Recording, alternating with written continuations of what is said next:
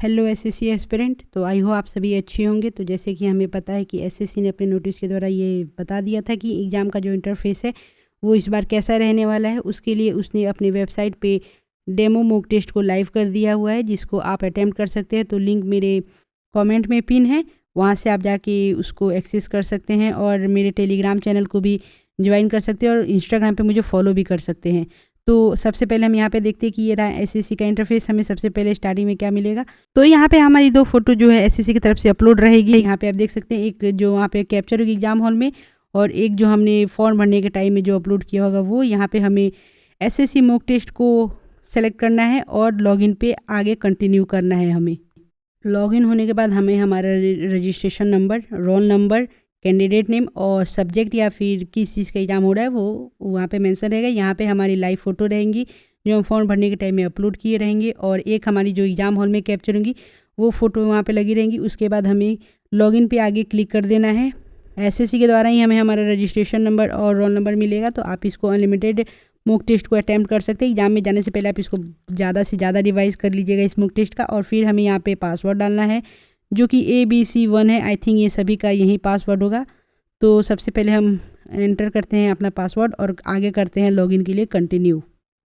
उसके बाद हमें फिर से लॉगिन पे क्लिक करना है और फिर अब यहाँ पे नेट का भी थोड़ा प्रॉब्लम है, नेट बहुत पता नहीं क्यों इतना ख़राब चल रहा है। फिर हमें अपना फिर आगे का जो इंटरफेस खुलेगा वो उसमें फिर से हमारा रजिस्ट्रेशन नंबर, रोल नंबर लिखा हुआ रहेगा। तो फिर यहाँ पे फिर जब हम लॉगिन पे क्लिक करेंगे तो हमें यहाँ पे मिलेगा जो हमारे एडमिट कार्ड पे ब्लैंक स्पेस रहता है खाली, वहाँ पे ये जो लिखने के लिए आता है वो यहाँ पे रहेगा, उसको आप अपने एडमिट कार्ड पे लिखेंगे।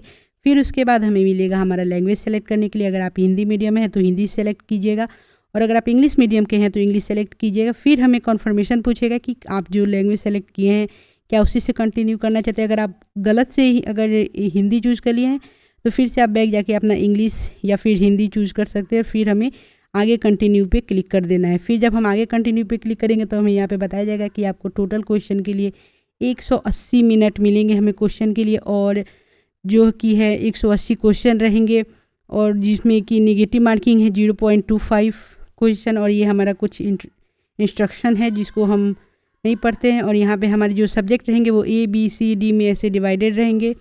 तो आगे हम अब करते हैं अपना कंटिन्यू और फिर से हम करेंगे आगे एग्री पे कि हम इसे एग्री हैं। तो हम जब क्लिक करके आगे एग्री पे बढ़ेंगे तो फिर यहाँ पे ओपन होगा इंस्ट्रक्शन। तो हमें इंस्ट्रक्शन को ध्यान से पढ़ना है। तो यहाँ पे हम देख सकते हैं कि अगर हम किसी भी क्वेश्चन को अटैम्प्ट नहीं किए रहेंगे तो वो हमारा जो सर्कल है वो उसी तरह से रहेगा। अगर हम अटैम्प्ट कर लेते हैं तो वहाँ पे एक जो डॉट होता है वो आ जाएगा। तो यहाँ पे हम करते हैं आगे बढ़ते हैं और फिर से हम देखते हैं कि ये जो पूरा है जो सिस्टम में हम देख रहे हैं कि जो पहले राइट रहता था वो लेफ़्ट चला गया। सेव एंड नेक्स्ट का जो पार्ट रहता था वो ऊपर की, जो नीचे रहता था वो अब ऊपर चला गया है।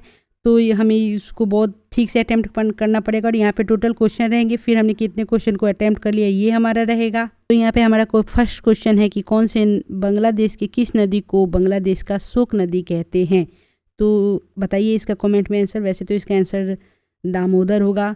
तो हम आगे क्लिक करके, और हमें ध्यान रखना है कि सेव एंड नेक्स्ट पे हमें सीधे क्लिक करना है। ये नहीं कि हम टिक लगाएं और इस क्वेश्चन सेलेक्ट किए और सीधे जाके सेकंड नंबर पे हम क्लिक करें। नहीं, हमें पहले सेव एंड नेक्स्ट पे क्लिक करना पड़ेगा क्योंकि तभी हमारा क्वेश्चन सेलेक्ट होगा। और यहाँ पे पूछ रहा है कि कौन से आर्टिकल में समानता का वर्णन है। तो आर्टिकल जो कि आर्टिकल 14 में ये क्लियर मेंशन है। तो यहाँ पे हम क्लिक करेंगे और फिर से सेव एंड नेक्स्ट। जब हम सेव एंड नेक्स्ट पे क्लिक करेंगे तो जब हमारा क्वेश्चन सेव हो जाएगा तो हमारा जो क्वेश्चन नंबर है वो ग्रीन हो जाएगा। इसका मतलब हमने इस क्वेश्चन को अटैम्प्ट कर लिया हुआ है। एसएससी ने जो ये किया हुआ है पूरा इंटरफेस पूरा चेंज कर दिया हुआ है, जिससे कि आगे एग्ज़ाम देने में बच्चों को थोड़ी प्रॉब्लम होगी। क्योंकि अभी तक हमें मॉक टेस्ट में एग्ज़ाम देने की जो आदत है वो उससे बिल्कुल डिफरेंट है। इसमें टोटल पूरा इंटरफेस जो है वो चेंज हो चुका है। तो इसलिए आप एग्ज़ाम में जाने से पहले ज़्यादा से ज़्यादा इस मॉक टेस्ट का रिवीजन कर लीजिएगा, क्योंकि वहाँ पे जाके हमें दिक्कत परेशानी नहीं हो। अब देखने की बात ये होगी कि एसएससी का ये फैसला कितना हद तक अब आने वाले फ्यूचर के लिए सही साबित होता है और कितना गलत। और मैं आपको एक और बताना चाहती हूँ कि यहाँ पे जो है क्वेश्चन अगर आपको बहुत ज़्यादा छोटा दिखाई दे रहा है तो आप यहाँ से जूम इन भी कर सकते हैं। ये भी सिस्टम यहाँ पे दिया हुआ है। और जूम आउट भी कर सकते हैं। अपने हिसाब से क्वेश्चन को बड़ा मतलब जूम भी कर सकते हैं और जूम आउट भी कर सकते हैं। अगर आप एग्ज़ाम दे रहे हैं और आपने जब मार्क एंड रिव्यू पे जब क्लिक करेंगे तो आपका जो क्वेश्चन रहेगा वो रेड हो जाएगा। तो इसका मतलब ये नहीं कि आपका क्वेश्चन गलत हुआ है। मार्क एंड रिव्यू अगर आपने बिना ऑप्शन को सेलेक्ट किए हुए मार्क एंड रिव्यू कर दिया हुआ है तो आपका क्वेश्चन जो है वो रेड हो जाएगा। और अगर आपने क्वेश्चन पे टिक लगा दिया हुआ है कि हाँ मेरा ये ए चाहे बी चाहे सी सही है, और फिर अगर आप मार्क एंड रिव्यू करते हैं तो आपका जो क्वेश्चन है वो येलो रंग का हो जाएगा। तो मार्क एंड रिव्यू दो प्रकार के होते हैं। एक आप जिसमें ऑप्शन सेलेक्ट कर लेते हैं, अगर आप ऑप्शन सेलेक्ट कर लेते हैं तो वो हमारा येलो हो जाएगा। अगर आप ऐसे ही मार्क एंड रिव्यू करते हैं या आपने किसी भी ऑप्शन को नहीं सेलेक्ट किया हुआ है तो वो हमारा रेड कलर का रहेगा। ऐसा कितना बार होता है कि हम एग्ज़ाम देते हैं और हमें समझ में नहीं आता है, जैसे हम हिंदी में दे रहे हैं तो कुछ ऐसा शब्द आ गया जो हम शायद इंग्लिश में बहुत अच्छे से समझ जाएं उस शब्द को, पर उसके चलते हम क्वेश्चन नहीं बना पाते हैं। तो यहाँ पे एसएससी ने ये बहुत अच्छा काम किया हुआ है कि वहाँ पे लैंग्वेज सेलेक्ट का भी ऑप्शन आपको दे दिया हुआ है, जहाँ पे आप जाके अगर आप हिंदी सेलेक्ट किए हुए हैं तो आप इंग्लिश में भी उसको कर सकते हैं, और अगर आप इंग्लिश सेलेक्ट किए हुए हैं तो हिंदी कर सकते हैं। और अगर आपने वहाँ पे एक ये भी ऑप्शन है कि आप दोनों भाषा को सेलेक्ट कर सकते हैं, जिससे कि आपके क्वेश्चन और ऑप्शन हिंदी और इंग्लिश दोनों में आपके डिस्प्ले पे दिखने लगेंगे।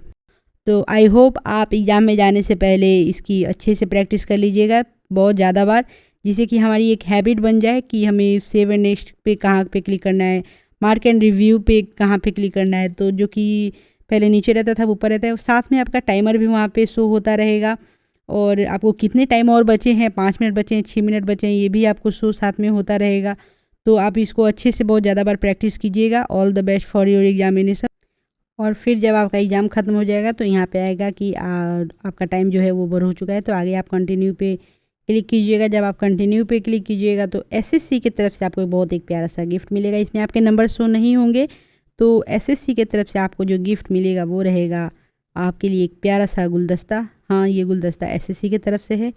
तो ठीक है, आई होप आपको ये वीडियो अच्छी लगी हो, तो हमारे चैनल को लाइक, सब्सक्राइब एंड शेयर ज़रूर कीजिएगा।